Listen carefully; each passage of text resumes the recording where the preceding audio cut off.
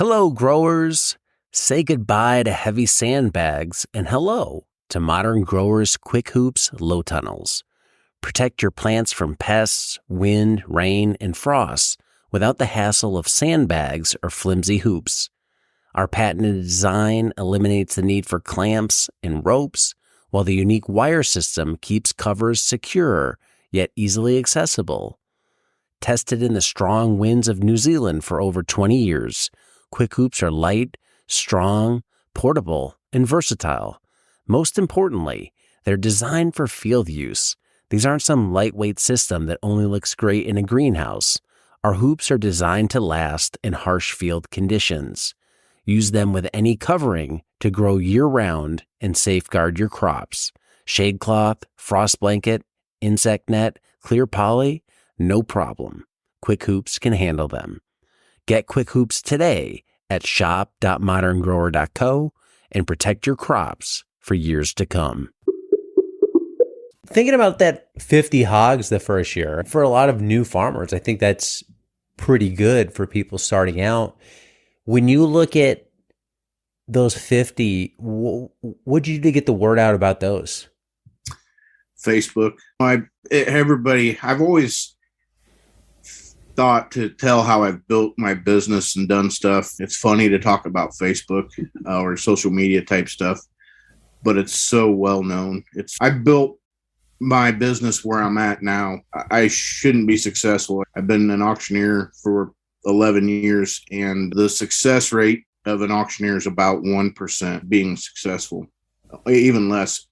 And so when I first come out doing that type of stuff, I embraced Facebook, talking about what we're doing. I would do benefit auctions, that type of stuff for free, and start doing household type stuff, to where now, looking back from 11 years to where we're at now, the business that we do is multi-million-dollar farmland auctions and equipment type sales. Online, and it's all online. Everything's online type situations. And I guess we're just have applied moving forward our farms type stuff. What are some of those tips? So somebody's new, they're in Illinois, they have some hogs and they want to start selling. They hear you saying, hey, you've done great on Facebook. What would you tell them? What are some tips to get them started? I mess around with a lot of sponsored ads, as they are called, your Facebook pages. And it's very important to have that Facebook page for your farm, not through your personal feed. I have that for one reason. I want to be known as an auctioneer. I want people to hire me for that.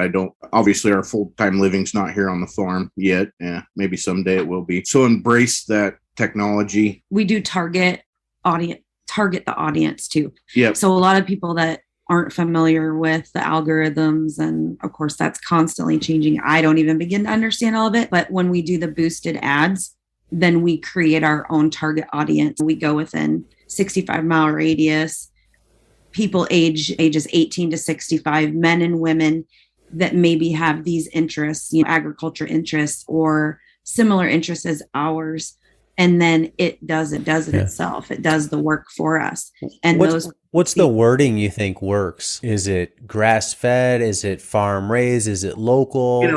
Local. We see a lot of grass fed stuff, and to each their own. And I've looked into it for grass fed. I personally do not care for grass fed beef. That's just my personal preference. We grew up here in Iowa with corn and stuff, and we've been spoiled to have that finish. So I'm pretty honest with our finish. I tell them it's what the finish is. It's a grain finish with hay grass mixture when it's available, but the primary finish is a corn finish. So we just usually say local, farm fresh type deals like that. And I was going to circle back to the sponsored deals. They do work. Sometimes you get off course. I landed in Ohio and New York advertising some of our products. And I was getting orders and I was going, what is going on? How are they getting this? And my targeting was off. But one neat thing about that is I had a gentleman reach out to me. His name is Brad. I can't say his last name right now. He's a veteran from Ohio, and he started his own seasoning company, and it's called Redbeard Seasoning. And he reached out to me and seen what we were doing. And apparently I made it look like we were a pretty big deal. So that was pretty cool. And he wanted to know if we would be interested in carrying his spices. So visiting with him and looking at stuff and having some of the products sent to us to try, we now carry his spices. Something else that led to us, I looked at it as, if we're going to sell meat, that's cool. Offer him some of the stuff that he's doing. We tell his story when we're doing the stuff, that he's a veteran and a small business like ourselves. And I tell you what, honestly, it's some of the best spices that I've ever tried. Yeah, we do a crossover too with other people that are doing a small business as well. Mm-hmm. Like we'll cross promote everybody and tag them, and they'll tag us. And maybe that's a recipe, or maybe it's a picture of somebody with their really good looking meat on the grill. And then they tag us for the meat, and then they tag Redbeard for the seasoning. So that kind of crossover is very important as well.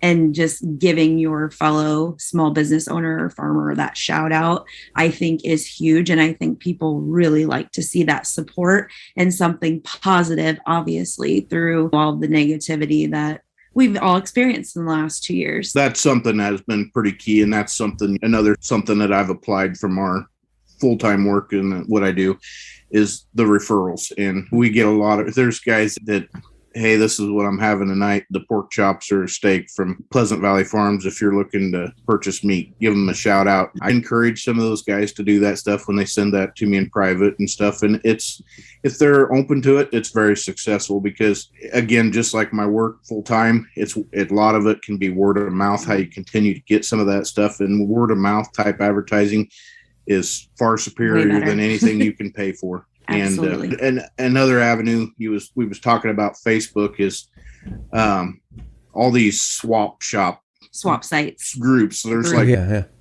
selling something. Whether it's a garage sale one or whatever, sometimes they get mad at me, but I share it in there. If we got a whole hog that's going in the locker, it hasn't been sold yet, I just share the heck out of it in those groups. And I tell you what, honestly, I've sold a lot of our hogs that way. I bet I didn't know half of them. Yeah. So it's pretty neat. Being a part of those groups helps too. Hello, growers. Looking to turn your homestead into a profitable business? Or are you a farmer looking to boost your sales? Check out my book, Sell Everything You Grow. This book is the ultimate guide to choosing the right farm business model that fits your farm, time, and location. Discover which model has the highest profit margins and why diversification is so important. Whether you're selling apples, vegetables, or microgreens, Sell Everything You Grow will help you find your first market or expand into new ones. Get Sell Everything You Grow on Amazon and start selling more today.